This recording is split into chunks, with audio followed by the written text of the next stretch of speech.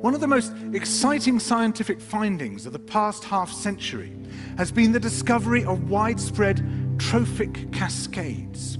A trophic cascade is an ecological process which starts at the top of the food chain and tumbles all the way down to the bottom.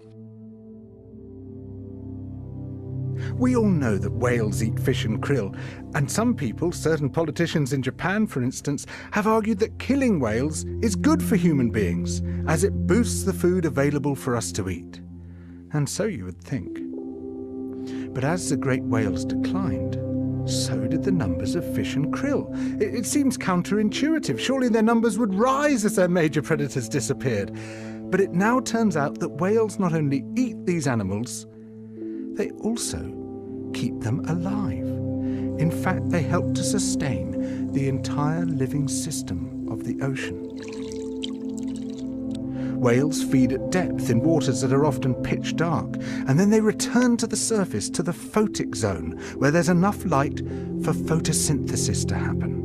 There they release what biologists call fecal plumes, vast outpourings of poo, poonamis.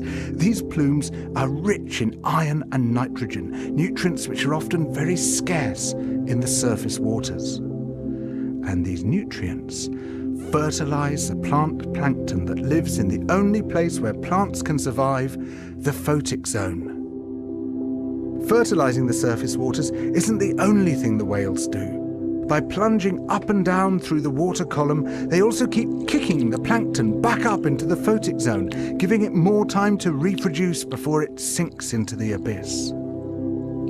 Even today, though whale populations have been greatly reduced, the vertical mixing of water caused by movements of animals up and down through the column of the oceans is astonishingly roughly the same as the amount of mixing caused by all the world's wind and waves and tides.